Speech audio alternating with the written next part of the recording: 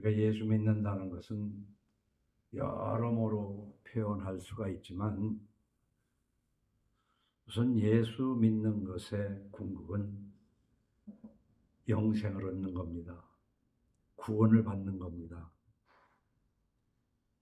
100년도 안 되는 길지 못한 잠깐의 이 세상 속에서 아무리 많은 것을 얻었다 할지라도 또 때로는 이 세상 속에서 아무리 고통을 받는다 할지라도 영생을 얻은 자에게는 얻은 것도 얻은 것이 아니고 고통도 고통이 아닐 수가 있습니다.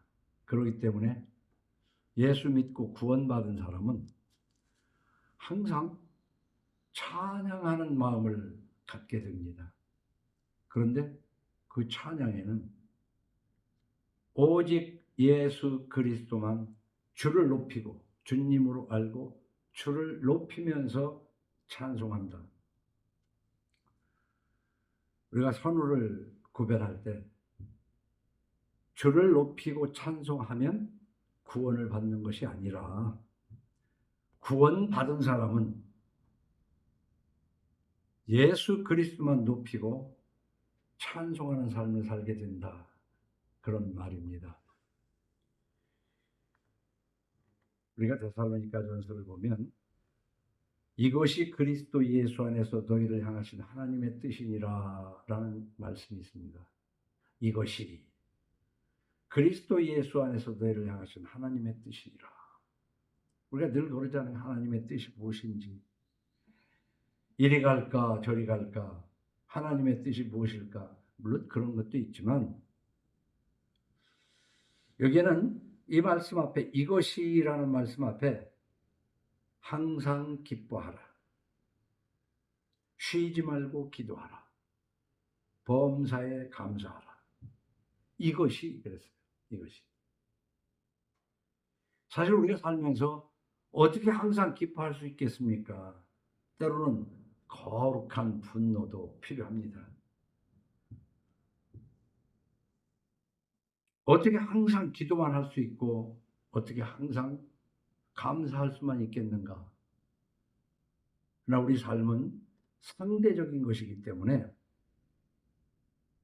기뻐할 수 있는 그때만 기뻐하는 것이 아니라 영원한 구원을 얻은 사람은, 영생을 얻은 사람은, 다시 말하면 용서받지 못할 그 모든 죄를 용서받은 사람은 기뻐할 수가 있죠. 쉬지 않고 기도할 수가 있다. 그리고 감사할 수가 있다. 이것을 우리 자본주의 속에서는 그저 돈 숫자로 예를 들어야 좀 이해가 좀 빠를 것 같아요. 몇천 몇억이면 가진 것 같이 생각하는 사람들에게 수조 원이 주어졌다면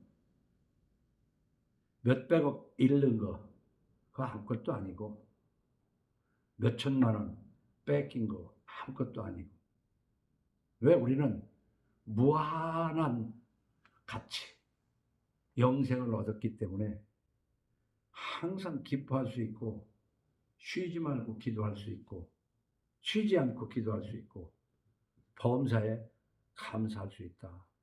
그런 이 상대적인 것이라고 생각을 합니다. 어때요? 여러분들은 예수를 믿어서 구원받은 그 구원의 크기를 얼만큼으로 계산을 하고 있느냐 그 말이에요. 그래서 그 표현할 수 없는 무한한 크기의 영생을 얻은 자는 그 영생을 주신, 거저 주신, 십자가에서 은혜로 주신, 믿음으로 은총으로 주신 그 주님을 높이지 않을 수 없는 거죠. 그래서 주를 높이고 찬송을 하는데 그럼 아침부터 저녁까지 월요일부터 일요일 날까지 그저 노래만 부르냐? 이 찬송이 바로 항상 어려움 속에서도 기뻐하고 하나님께 기도하고 감사하는 것이 바로 찬송인 줄로 믿으시기 바랍니다. 그래서 우리가 찬송하면 또 다른 말로 기도를 곡을 붙여서 하는 기도가 찬송이다, 이렇게도 표현합니다. 그럼 기도는 무엇이냐? 무언가를 하나님한테 다 하려는 기도만 기도가 아니고 진정한 기도는 하나님을 높이는 거예요. 늘 하나님의 뜻을 찾고자 하는 거예요. 그래서 기록된 말씀을 읽어가면서 하나님의 뜻을 발견하는 겁니다. 구원의 주를 찬송하는 여러분들을 예수 이름으로 축원합니다.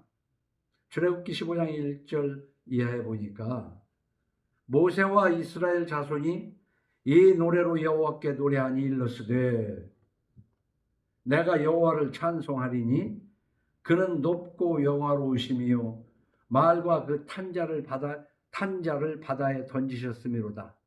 여호와는 나의 힘이요 노래시며 나의 구원이시로다. 그는 나의 하나님이시니 내가 그를 찬송할 것이요 내 아버지의 하나님이시니 내가 그를 높이리로다. 이스라엘 백성들이 출애굽을 해가지고 벌써 날씨가 더워졌습니다. 옷을 좀 벗고 애굽에서 나와 홍해를 마른 땅처럼 건너고 난 다음에 그 기적을 보고 찬송하지 않을 사람이 어디 있겠어요? 그래서 여호와는 나의 힘이요 노래시며 나의 구원이시로다. 그는 나의 하나님이시니 내가 그를 찬송할 것이요 내 아버지의 하나님이시니 내가 그를 높이리로다. 그래서 우리는 이런 나에게 생각지 못한 기적적인 어떤 좋은 것이 내 앞에 펼쳐질 때 그때도 찬송을 못한다면은 그럼 예수 믿는 사람이라고 할 수가 없을 겁니다. 왜냐하면 그것도 다 내가 이룬 거니까 그렇게 생각하는 사람. 그러나 진정한 하나님을 높이고 찬송하는 사람은 어떤 어려움 속에서도 모든 것이 나에게서 사라졌을 때 그때도 찬송하는 거예요.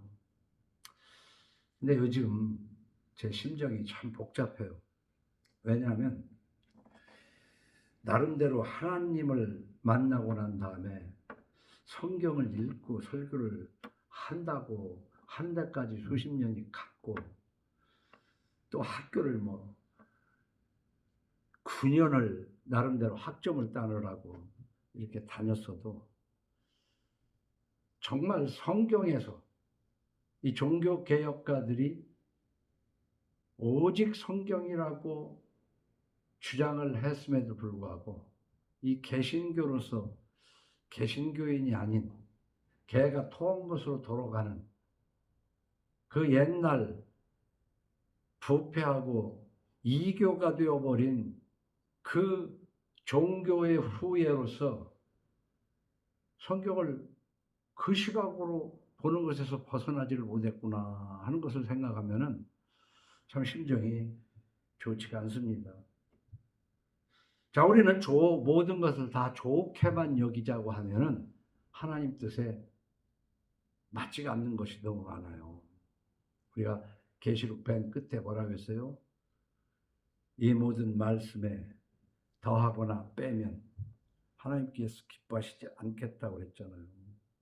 근데 너무나도 하나님의 원치 않는 일들을 종교 행위로 붙여온 것들이 많아요. 그리고 특히 우리 개신교가 어디 누가 만드는 겁니까? 미국에서 수입해온 거 아니에요. 응? 미국에서 선교사들이 우리들에게 전도해서 그 사람들한테 배운 거라고요. 그러니까 한번 가정을 해보자고요.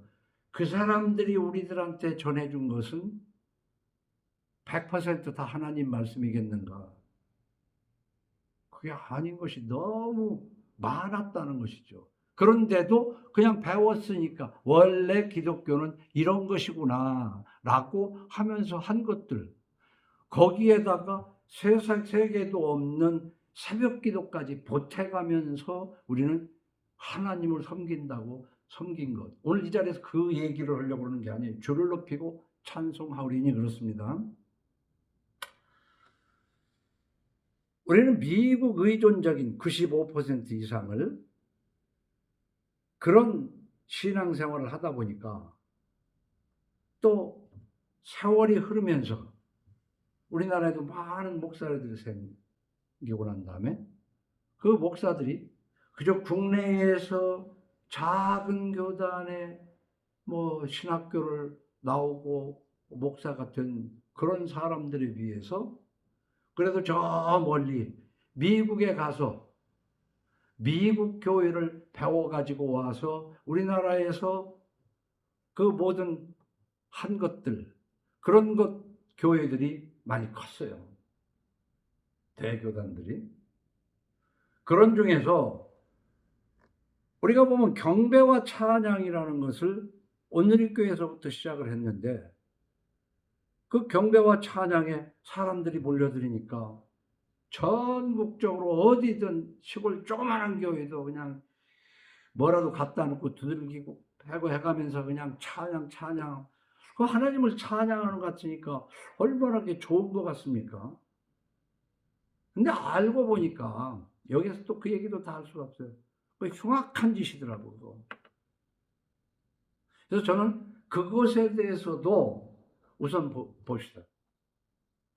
정말 내 안에 구원받은 것이 너무나 감격스러워서 손뼉을 치고 하나님을 찬송하던 내 삶으로 찬송하던 구원받은 것이 감격스러워서 드러나는 것은 어떤 방법으로 하든 그것은 찬양이면 틀림이 없지만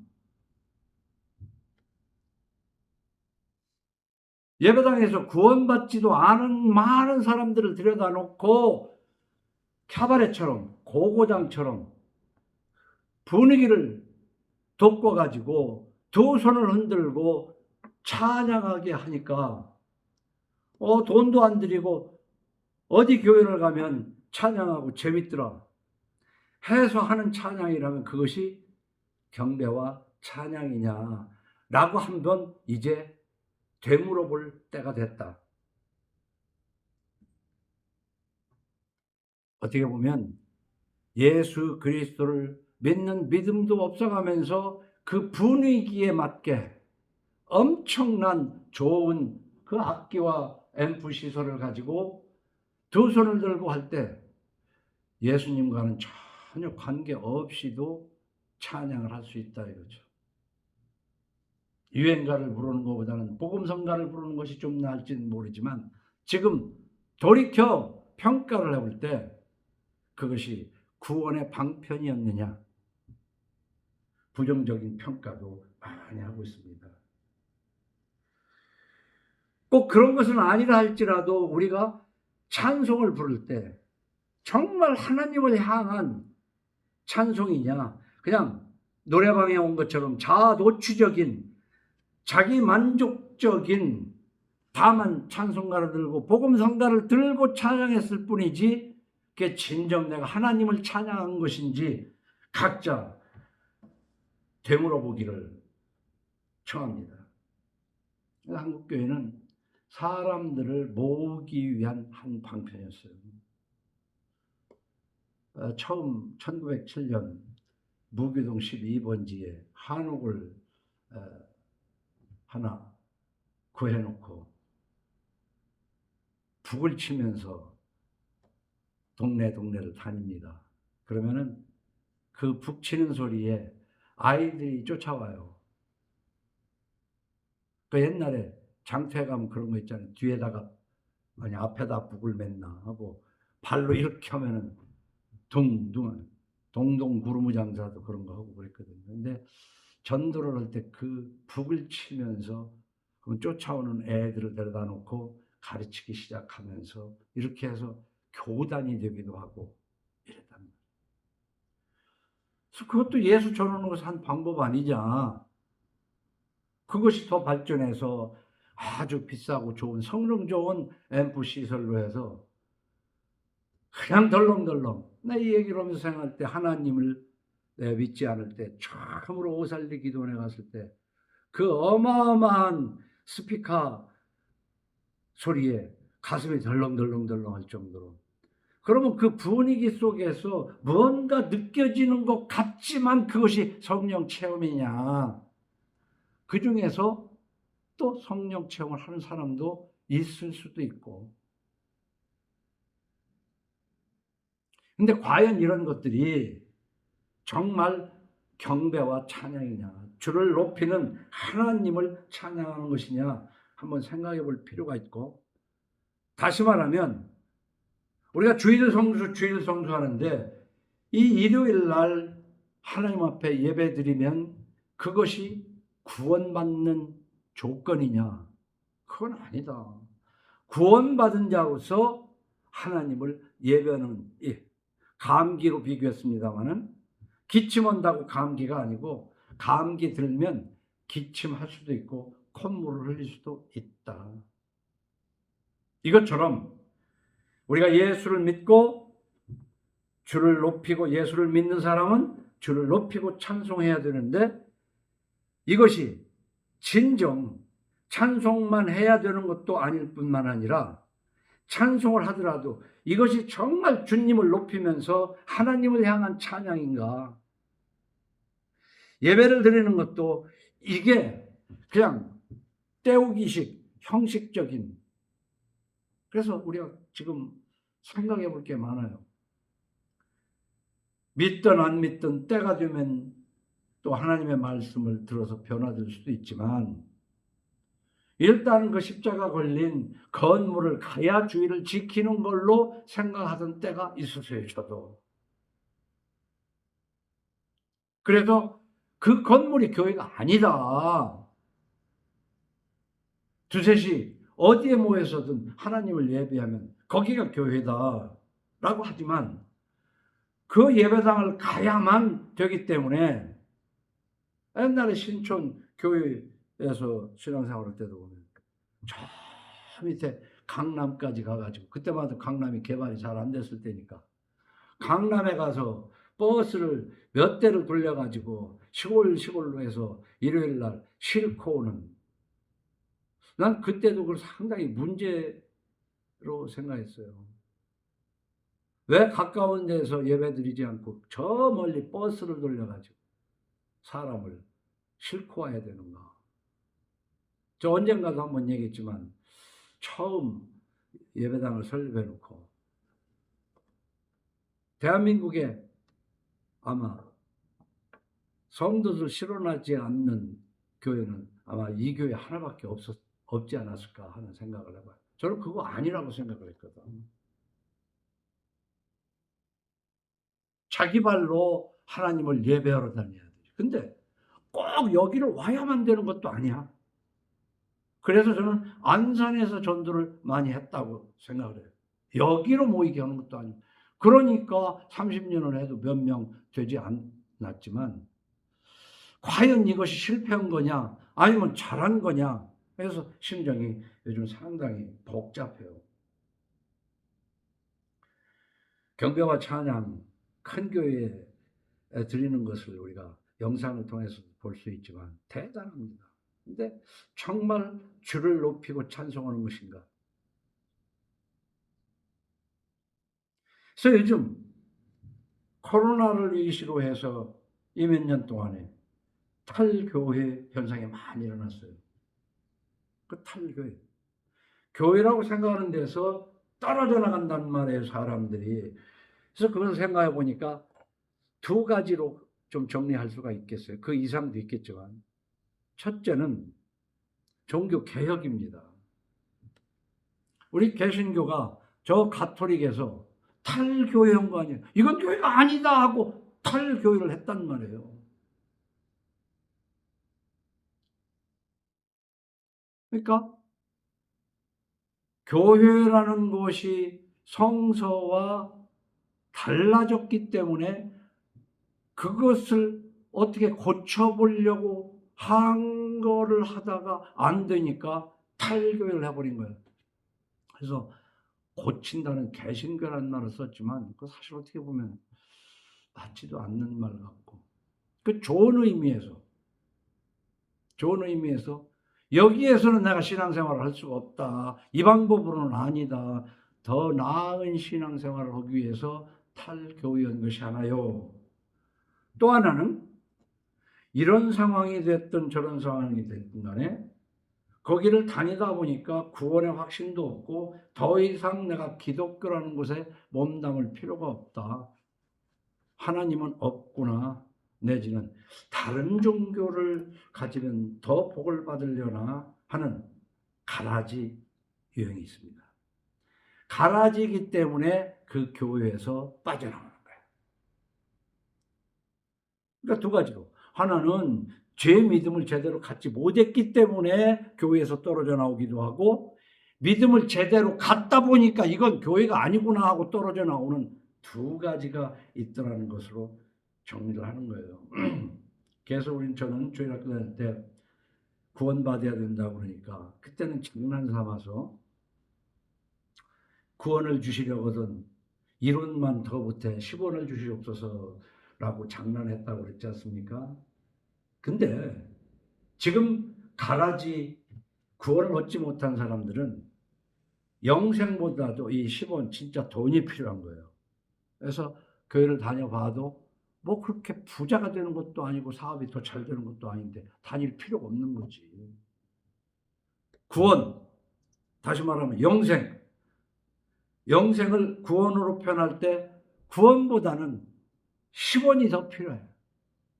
근데 뭐 교회 다닌다고 10원은 고사하고 다녀봐야 시간 낭비고 재미도 없고 오히려 호주머니만 구멍나는 거예요. 그래서 교회가 형편없이 지금 수가 줄어가고 있어요. 그렇기 때문에 저는 이 교회가 지금 줄어간다기보다는 거슬러 올라가면은 로마 제국에서 기독교를 공인하면서부터 거품으로 커지기 시작한 것이 기독교예요. 그래서 그 거품이 지금 다 꺼져가고 있다. 그러니까 하나님의 교회는 원래부터 지금 여전히 존재하고 있는 거예요. 진정한 교회는 우리 눈에 보이지 않아서 그렇지. 그런데 그 교회라는 것을 내 삶의 뭔가로 이용해 먹으려고 하던 거품이 지금 많이 꺼졌지만 아직도 아니다. 더 많이 꺼져야 된다. 그래서 기독교회는 보이지 않아야 돼요. 눈으로 찾아보기에도 어려워야 돼요. 그래서 예수님께서 말씀하신 것이 너는 이 세대에 믿음을 보겠느냐 그랬습니다. 예수님이 수고하고 무거운 짐 지닌 자를 부르셨어요. 그래서 저는요, 중학교 때 성경을 덮었다고 그랬지 않습니까? 중학교를 졸업하고 서울을 왔는데 그때가 1966년입니다. 1966년 1월 8일 날 내가 서울로 올라갔어. 근데 서대문 로타리 저쪽 적십자 병원 앞에 가다 보니까 어떤 교회가 있는데 그 위에서부터 이렇게 현수막을 내려놨는데 이 설교에서 한번 한 얘기 있어요. 수고하고 무거운 짐진 자들아 다 내게로 오라. 그걸 이렇게 쭉 내려놓더라고. 그래서 지나가면서 볼 때 저는 이제 성경을 덮었다고 그랬잖아요. 그때만 해도 그 서대문 로타리에서부터 조금만 가면 서울역으로 해가지고 서울역 이쪽으로는 지객꾼들이 많았습니다. 지객꾼이. 그때 지객꾼의 꿈은 리어커 하나 사는 거예요. 리어커꾼도 많지 않았어요. 다 모든 짐을 지게로 지는데 그 지게 위에 올라가는 양을 우리가 사진으로도 보면 대단한 사람이에요. 먹는 것도 풀죽을 먹어가면서 그 짐을 지고 살아간 걸 보면, 그래서 나는 그 교회에 수고하고 무거운 짐진 자들아 다 내게로 오라, 그 말을 나는 지게꾼을 부르는 날로 알았어. 지게꾼들은 이리 오너라. 니들 짐을 내가 쉽게 해주리라. 그런데 얼마 후에 그것이 지게꾼을 부른 것이 아니라 하나님을 알고 난 다음에 성경을 읽을 때 인간은 이 죄짐 때문에 얼마나 힘드는가. 죄짐. 그렇게 해석을 했어요. 죄짐 진 자들아 내게로 오라. 내가 그 짐을 가볍게 해주겠다. 십자가에서 용서한다는 뜻이죠. 같은 성경을 읽어도 때에 따라서, 사람에 따라서, 상황에 따라서 해석의 차이가 이렇게 달라질 수가 있어요. 먹고 살기 힘든 사람을 하나님이 도와주겠다고 부른다고 볼 수도 있어요. 그러나 죄짐을 진 자를 십자가에서 용서해 주겠다고 부른다고 볼 수도 있지만, 구약과 신약을 놓고 크게 좀 본다면 무슨 얘기냐면 지금 개신교인들을 부르는 얘기예요. 왜? 신앙생활을 얼마나 열심히 하느라고 수고하고 무거운 짐을 지고 있는지 몰라. 종교개혁을 하기 전 가톨릭은 정말로 하나님 앞에 공을 쌓아야 영생을 얻는다고 착각을 했어요. 그래서 종교개혁자 루터도 스스로 고행도 해보고 계단에다가 먼 유리가루를 깔아놓고 무릎으로 계단을 기어 올라가는 이상한 짓도 하고. 그런데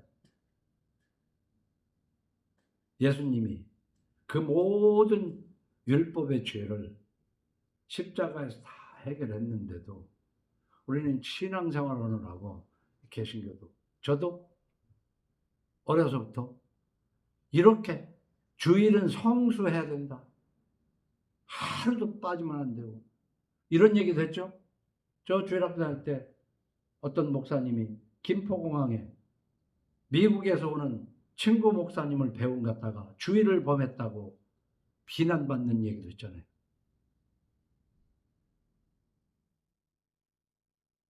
저도 이 건물 지어놓고 2, 3층에 목욕탕을 하면서도 주일 성수해야 된다고, 목욕탕 문 닫은 거 여러분 아시잖아요.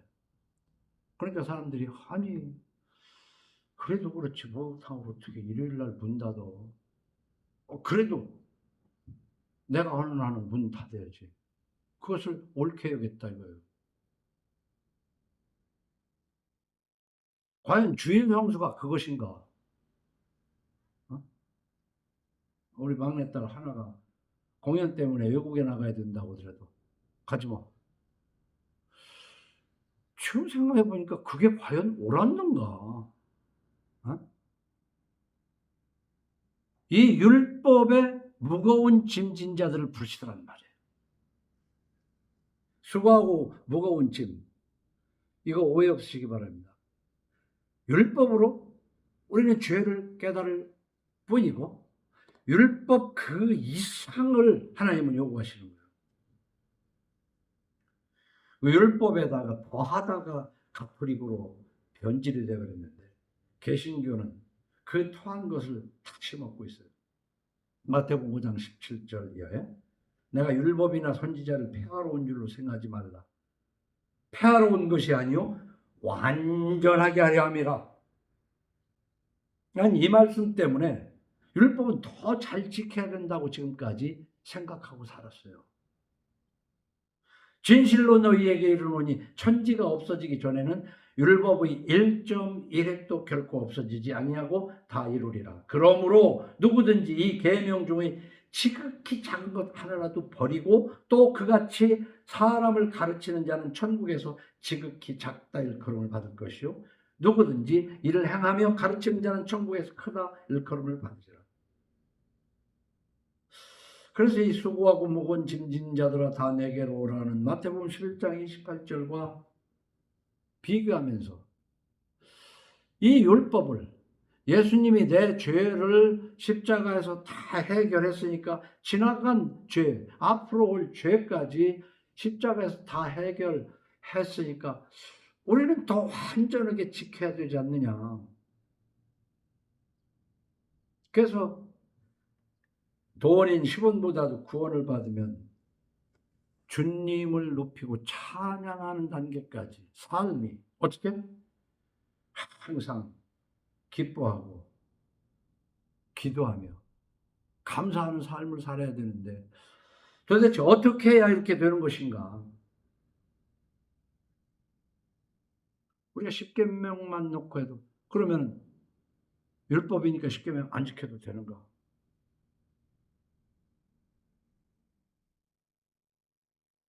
구약에 있는 계명들을 우리는 버려야 된단 말이에요. 그럼 십계명을 예수님이 어떻게 해석을 했는가? 하나님을 사랑하고 내 이웃을 내 몸같이 사랑하라고 간단하게 다른 신을 섬기지 마라. 뭐를 만들어 놓고 뭐지 마라. 하나님을 망령도 일컫지 마라. 안식일을 지켜라. 이 4계명까지를 하나하나 지키는 것을 뛰어넘어서 하나님을 사랑하라는 것. 최소한 그런 것을 조목조목 지키는 것을 넘어서 사랑하면 그것은 안 지킬래 안 지킬 수 어디 그런데 하나님보다 더 사랑하는 그것이 다 우상인 걸 우리가 과연 하나님을 사랑하고 있는가? 네 부모를 공경하라. 살인하지 말라. 이걸 다 지키고 있지 않느냐? 근데 네 부모를 사랑하라. 네 원수를 사랑하라. 네 원수가 목마르거든 마시우고 네 원수를 저주하지 말고 축복하라. 이 사랑하는 여기까지 승화할 수 있느냐? 이럴 때 우리가 정말로 주를 높이고 찬양할 수 있는 거예요. 근데 그러지도 못하면서 흉내만 내고 있는 것이 우리 예수 믿는다는 사람들 아니냐 이거야. 이게 사람의 힘으로 할 수 있겠어요? 사람의 힘으로 안 됩니다. 그것은 하나님의 은혜를 받아서 변화되어야만 할 수 있는 거예요. 그런데 하나님의 은혜로 변화되지도 않은 상태에서 이 신앙생활을 하려니까 가톨릭에서 종교개혁을 해가지고 개신교가 됐다고는 하지만은 오히려 한술 더 떠서 토한 것을 더 하는 정도가 아니라 더 못해.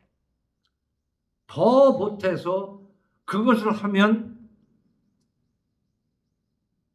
구원받으려고 그러나 복받으려고 그러나 이 세상에서.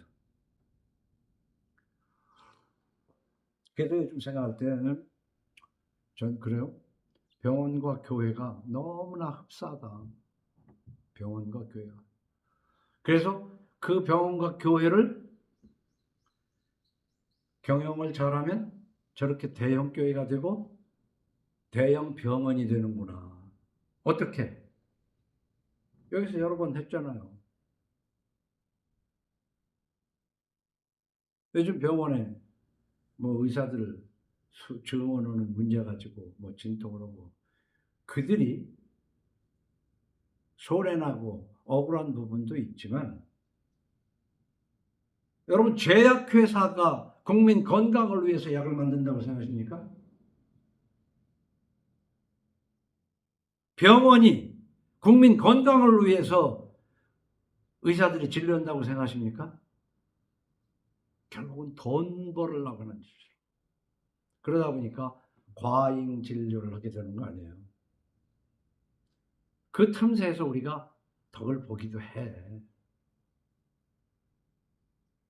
이거 한번 잘 생각을 해보자고. 이미 많이 얘기했지만. 그러다 보니까 과잉 진료만 하는 것이 아니라 우리가 기본적인 대사질환인 그 혈압, 당뇨 이런 것들, 그건 의사가 고칠 수 없는 거야. 그럼에도 불구하고 약을 처방하고 있지 않냐 이 말이야. 그것은 병난 그 사람이 고치지 않고는 안 된다고 내가 여러 번 얘기했잖아요. 그래도 그것을 이해를 못하고 그래도 병원에 가야 돼. 그러니까 병원이 크고 그것과 흡사하게 교회가 크는 거야. 대형 교회가 되는 거야. 그걸 다시 말하면 대증요법. 우선 당장 열만 내리면 되는 것이고 혈당이고 혈압이고 수치만 내리면 돼요. 근본적으로 병이 고쳐지지 않았어도. 그러다 보니까 입에 맞는 설탕 범벅으로 모든 가공식품들이 맛있게 하느라고 사실 입에만 맞지 진정 내 몸을 위한 음식은 아니라는 것이지. 설탕 범벅, 대증요법, 우리는 그렇게 속아가면서 살고 있는 거야. 일단 맛있는 대로, 열이 나면 열이 나는 대로 열 내리면서 살다 보면 10년 후, 좀 더 길면 20년 후에 알게 돼요. 이미 알게 된 사람은 알아요. 그때는 때는 늦으리라는 노래를 부르게 돼요. 때는 늦으리. 근데 우리 신앙생활도 마찬가지라는 것이지. 병원에서 과잉 진료하고 대증요법인 것처럼 우선 당장 쉽게 와서 처발해 가면은 불량한 것이고 예배당에 와서 찬양하면 거룩한 것처럼 속이는 거야. 그 전도를 도대체 어떻게 해야 되나 참 복잡하단 말이야. 그럼 지금까지 30년간 목회했다고 한 나는 무엇이었는가 라고 생각할 때 답답하기도 하고 괴롭기도 하고 답이 없어요. 오늘 1절 상반절에 보니까 여호와여 주는 나의 하나님이시라 내가 주를 높이고 주의 이름을 찬송하오리니, 정말 이런 고백이 있어야 되는 거거든요. 근데 그들이 이렇게 얘기한 건 지금 목전에, 조금 전에 애굽에서 10가지 재앙을 통과하고 애굽을 나왔거든요. 또 마지막에 어린 양의 피를 인방과 문석주에 바르고, 그리고는 홍해가 갈라지는 것을 보고 마른 땅처럼 건너왔단 말이에요. 그 정말 기이한 일 아니에요? 기사란 말이에요. 기이한 일, 기사. 심판과 구원을 대조적으로 우리는 기사라고는 기적적인 일이란 말이에요. 그래서 뒤에 주는 기사를 옛적에 정하신 뜻대로 성실함과 진실함으로 행하셨습니다. 그 6월절 어린 양의 그 시발이 되는 장자의 죽음을 넘어서서 홍해를 건넌 이 기쁨, 그것을 겪고 난 다음에 찬송하는 거예요. 주는 기사를, 지금 한 이 모든 것을 옛적에 이미 만세전에 하나님께서 뜻대로 정하셨잖아요. 그것이 지금 성실함과, 하나님을 성실하다고 표현했어요. 성실함과 진실함으로 행하셨습니다. 우리 모든 일들은 그 오래전에 하나님의 계획하신 뜻대로, 그래서 우리가 예수를 믿고 구원받는 것을 요즘 뭐 칼빈의 예정론 이런 문제 가지고 이제 보내드린 것도 있지만 하나님이 예정해 놓은 것도 나쁘지 않아요. 뭐 거꾸로 구원받은 사람에게 그 나쁘지 않잖아요. 그런데 이 문제를 놓고 보면 성경에 하나님께서 예정한 뜻대로 성실하게 하시면은 아예 거기에서 빠진 사람들은 너무 억울하잖아요. 응? 그렇기 때문에 이 알미니우스와 웨슬레가 말하는 예지예정, 복잡해요. 예정을 하는데 그때 알았다는 것이지 그 사람이 예수를 믿을 건지 안 믿을 건지 그 아는 대로 그래서 예정과 그 사람이 자유의지로 칼빈 쪽은요 아예 전적으로 타락했기 때문에 하나님이 정한 사람만 예수님이 나의 주라고 믿을 수 있지 하나님이 정하지 않은 사람은 믿을 수가 없다 이렇게 표현하는데 웨슬레이는 그렇게 얘기했잖아요. 자유의지가 있다. 믿고 싶은 사람은 믿고 믿기 싫은 사람은 안다. 그런 내용이 성경에도 곳곳에 있거든요. 그러니까 그 예지예정도 자유의지가 있다고 보는 것도 성서적이에요.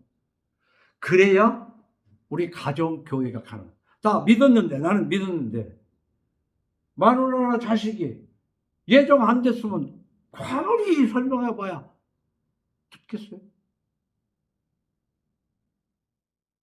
근데 자유의지가 있어서 하나님의 말씀을 주고 또 주면 때가 될 때 믿어질 수 있다.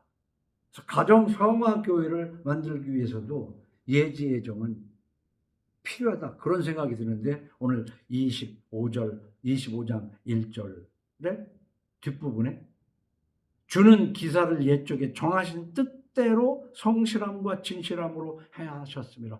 지금 일어난 이 홍해를 건너고 그 전날 밤에 초태생들이 다 죽었지만 우리는 그 문지방에 피를 발랐기, 저 어린 양의 피를 발랐기 때문에 살아서 여기를 왔잖아요.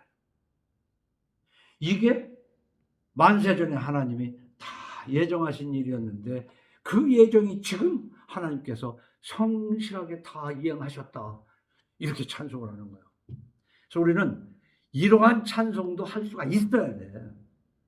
그러나 이렇게 구원받은 사람은 이제 하나님의 섭리 아래서 어떤 어려움이 돼도 너무 큰 걸 받았기 때문에 작은 것의 소실에 그렇게 원망불평할 수가 없어요. 그러나 이제 이들은 광야를 계속하면서 끊임없이 원망불평해요. 그래서 저는 요즘 심정이 별로 좀 그렇다가 출애굽 사건을 보면요. 그 한 달이면 갈 수 있는 가나안을 빙글빙글 돌면서 40년을 하나님이 이끄시거든요. 저도 하나님을 알은 지 40년이 넘어갔어요. 하나님의 구원은 단번에 되는 게 아니다. 내 경험으로 봐서도 그렇고 성경을 쭉 읽어봐도 그렇고 하나님은 광야에서 이 이스라엘 백성들을 끊임없이 훈련을 시켜요. 그래가지고 가나안을 가는데 그 과정에서 다 죽고 두 사람만 가나안에 들어갑니다. 그러니까 이런 것들을 여러 가지로 대입해가지고 우리가 생각해 볼 수가 있어요.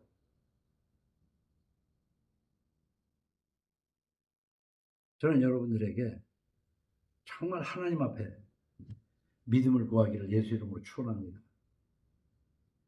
사도행전 16장을 보면 그 옥을 지키던 간수의 가정이 예수 믿게 되는 가정교회가 또 나옵니다. 바울과 신라가 투옥돼 가지고 그 감옥에서 기도하고 찬송하니 옥터가 움직이고 문들이 열린 기사가 있잖아요. 신문 기사가 아니라 기적적인 일 말하는 거예요. 이때 간수가 놀라가지고 막 내가 어쨌으면 좋겠냐고 할 때 바울이 주 예수를 믿으라 그리하면, 이게 그 유명한 그 교회들의 많은 곳에 써붙여놓은 분규입니다. 말씀이에요. 주 예수를 믿으라 그리하면 너와 네 집이 구원을 받으리라. 무슨 이렇게 짧게만 놓고 따지면 예수 믿으면 내 집이 구원받는다는 거예요. 근데 내가 믿고 처자식에게 설명을 안 했는데도 믿게 되겠어요? 그거 다 기록할 수가 없어서 그렇지. 내가 예수를 믿었으면 이제 내 사명은 뭐냐면은 내 처자식을 예수 믿게 하는 거예요. 그것이 내가 이 땅에 나온 삶이다. 권사님들도 예수를 믿었으면 그 집이 구원받기 위해서 여러 가지로 제사장 노릇을 해야 돼요. 말씀을 설명해야 돼요. 말씀을 때를 얻든지 못 얻든지 말씀을 전해야 된다는 말이에요. 성경에 신학교 같은 거 없어요. 목사가 뭐 따로 있는 게 아니라고. 하나님의 주신 은사대로 말씀을 전해야 되는 거예요.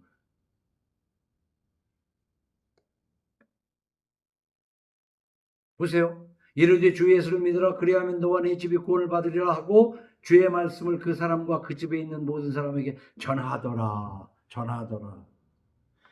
그 밤 그 시각에 간수가 그들을 데려다가 그 맞은 자리를 씻어주고 자기와 그 온 가족이 다 세례를 받은 후 그들을 데리고 자기 집에 올라가서 음식을 차려주고 그와 온 집안에 하나님을 믿음으로 크게 기뻐하니라.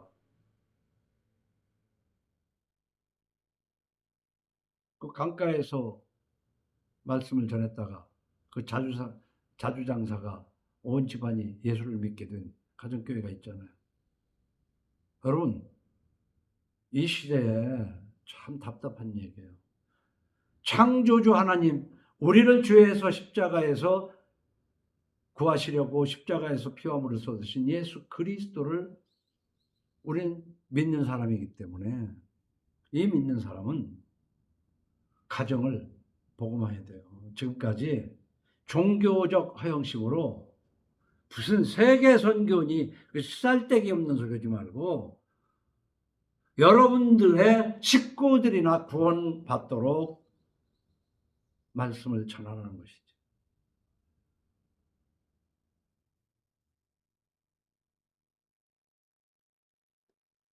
그런데 2절을 보면 주께서 성읍을 돌무더기로 만드시며 견고한 성읍을 황폐하게 하시며 외인의 궁성을 성읍이 되지 못하게 하사 영원히 건설되지 못하게 하셨으므로, 이 고통받던 사람에게는 이 2절이 얼마나 시원합니까? 그 원수들이 망하는 걸 볼 때 어때요? 응? 학대했던 바벨론이 멸망하는 내용이에요. 아주 사이다 같으잖아요.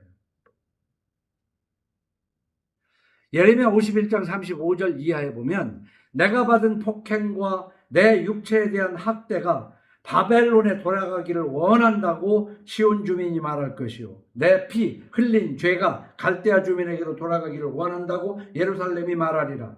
그러므로 여호와께서 이와 같이 말씀하시되 보라 내가 네 송사를 듣고 너를 위하여 보복하여 그의 바다를 말리며 그의 샘을 말리리니 바벨론이 돌무더기가 되어서 승냥이의 거처와 혐오의 대상과 탄식거리가 되고 주민이 없으리라.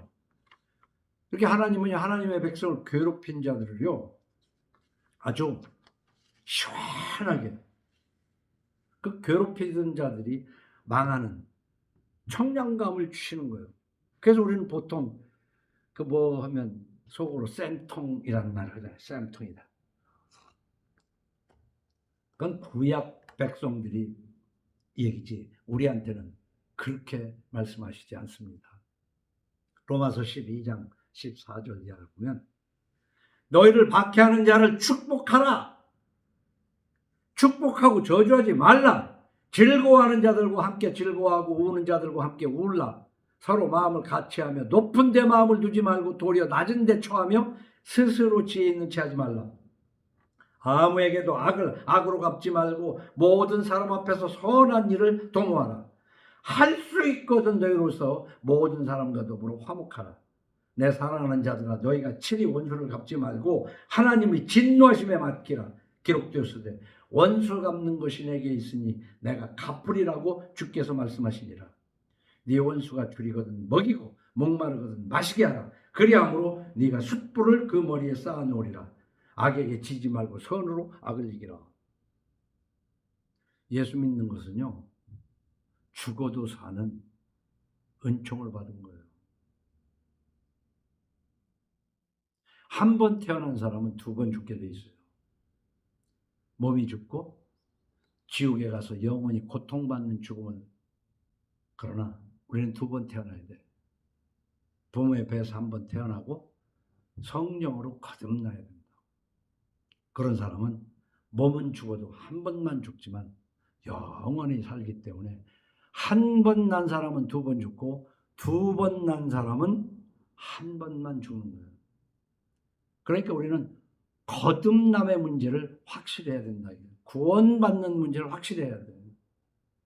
내가 정말 예수 그리스도를 믿어서 죄 사함 받은 것에 대한 믿음이 온전한가? 그걸 시험하는 방법이 있어. 내가 구원받은 사람인가? 자기 자신이 구원받은 사람이 구원받은 사람인가를 시험하는 방법이 바로 로마서 12장 14절 지금 읽은 말씀을 읽어보세요. 너희를 박해하는 자를 축복하고 저주하지 말라고 그랬는데 내가 축복하고 저주하지 않는가 생각해 보세요. 저주한다면 문제 있는 거야. 끝에 보니까 원수가 줄이거든 먹이고 목마르거든 마시게 하라. 이거 구원받은 게 틀림이 없어.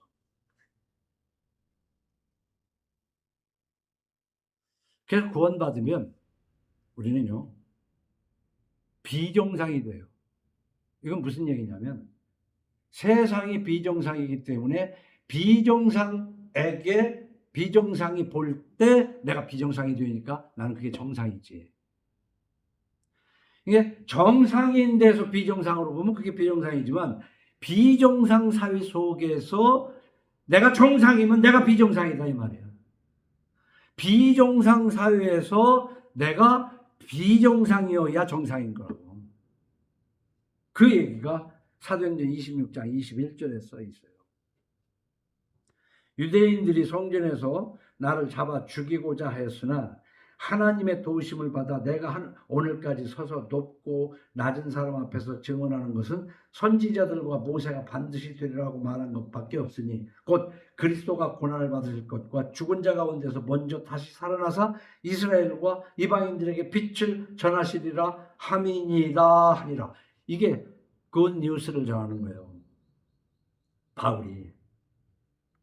그러니까 24절에 바울이 이같이 변명하면 이게 복음을 전하네 그 말이에요. 베스도가 크게 소리내어 이르되 바울아 네가 미쳤도다. 네 많은 학문이 너를 미치게 한다. 그러니까 여기서 볼 때 바울 보고 베스도가 미쳤다고 그러잖아요. 그러니까 25절에 바울이 이르되 베스도가 가요. 내가 미친 것이 아니요 참되고 온전한 말을 하나이다. 이 얘기는 뭐냐면 네가 미쳤으니까 정상인 내가 미친 것처럼 보인다 그런 얘기지. 응? 요즘 세상 사람들은요 전부 다 자기가 옳다고 해요. 그러니까 자기가 옳다고 생각하는데 그게 사실은 그런 것이거든. 근데 옳다고 하는 사람은 제대로 된 사람을 틀렸다고 그러는 거거든.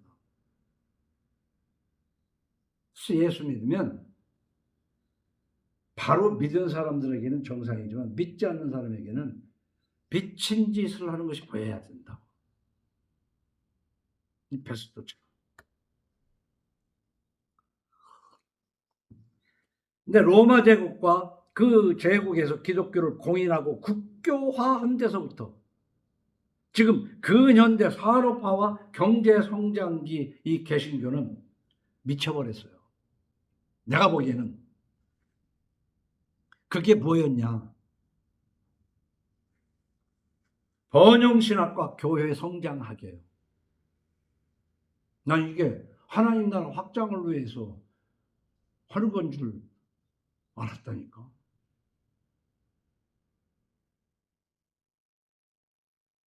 몇 번을 얘기하지만 병원의 대증요법과 과잉진료, 그건 교회 경배와 찬양, 번영신학, 교회 성장학 등으로 막 선교, 그러면서 그건 목회자들이 그렇게 했다고 하더라도 교회에 나오는 장로, 권사 이런 사람들은 종교적 허영심에 뭐 해외 선교니 오면서 자기 집은 전도도 못 하면서 해외 선교니 어쩌고 종교적 허영심으로, 다시 말하면 상상 임신을 했다. 거품이었다는 거야. 이 교회가 엄청 무슨 하나님 나라가 확장된 줄 알지만 확장되기는커녕 이건 상상 임신이요 거품이다.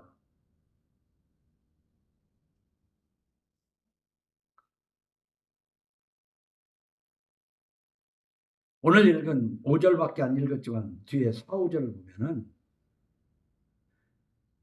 약자의 요새와 피난처가 되시고 포악한 자가 승승장구해서 그 노래하는 것을 하나님이 낮추신다는 거예요. 바로 우리는 이 대목에서는 위로를 받아도 됩니다. 4절, 주는 포악자의 기세가 성벽을 치는 폭풍과 같을 때에 빈궁한 자의 요새이시며 환난당한 가난한 자의 요새이시며 폭풍 중의 피난처시며 폭양을 피하는 그늘이 되셨사오니 마른 땅에 폭양을 체험같이 주께서 이방인의 소란을 그치게 하시며 폭양을 구름으로 가림같이 포악한 자의 노래를 낮추시리이다.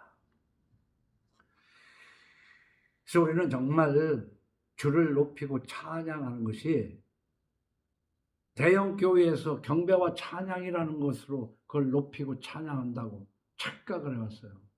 우리 삶 속에서 구원받은 자로서 정말 아무것도 가진 것이 없지만 모든 것을 소유한 자 같은 그 모순의 진리랄까? 이런 걸 느끼면서 살아야 돼요. 시편 18편 1절에 나의 힘이신 여호와여 내가 주를 사랑하나이다. 여호와는 나의 반석이시요 나의 요새시요 나를 건지시는 이시요 나의 하나님이시요 내가 그 안에 피할 나의 바위시요 나의 방패시요 나의 구원의 뿌리시요 나의 산성이시로다. 이 2절 모든 것이 하나님이 나의 반석, 디디고 있는 정말 요동치 않는, 그리고 숨어 있을 수 있는 요새고 나를 건지고, 정말 하나님이 그렇다고 고백하십니까? 이 고백이 없이 뭐 주일 성수니 11조니 뭐 해외 선교니 그 전부 쓸데기 없는 수고하고 무거운 짐이라는 것이지. 십계명 하나도 제대로 못 지키는, 이 십계명을 제대로 지키려면 하나님을 사랑하고 네 이웃을 사랑하라는 겁니다. 성화된 율법이어야 돼요. 10의 1조가 문제가 아니라 내 모든 것이 하나님의 것이라는 신앙 고백을 하지 않으면 하나님 앞에 드리는 것, 그게 무슨 의미가 있느냐. 여호와는 나의 빛이요 나의 구원이시니 내가 누구를 두려워하리요. 여호와는 내 생명의 능력이시니 내가 누구를 무서워하리요. 말씀을 정리합니다. 개신교는요 천주교 이중대가 되었습니다. 다를 거 없어요. 오히려 한술 더 뜨고 있어요. 가정 성화교회를 위해서 여러분 한 사람 한 사람이 하나님의 말씀을 배우고 그 성서에 있는 내용을 여러분의 측근에게 가르치기를 예수 이름으로 축원합니다. 그래서 신명기 6장에 있는 말씀을 다시 한번 귀에 들려드리겠습니다. 신명기 6장 7절 네 자녀에게 부지런히 가르치며 집에 앉았을 때든지 길을 갈 때든지 누워 있을 때든지 일어날 때든지 이 말씀을 강론할 것이며. 그래서 요즘 설교가 너무 타락했기 때문에 설교를 안 들을수록 좋아. 어떻게 해야 돼? 성경을 읽어야 돼. 그냥 읽으면 이해가 안 되면 많은 거야. 뭐 하나님이 알아서 하시겠지. 기도하고 성경을 읽으세요. 디도서 2장 14절에 보면 그가 우리를 대신하여 자신을 주시면 모든 불법에서 우리를 속량하시고 우리를 깨끗하게 하사 선한 일을 열심히 하는 자기 백성이 되게 하려 하심이라. 이것도 말이에요. 예수님이 우리를 위하여 십자가에서 우리 죄를 다 속량하신 것이 먼저예요.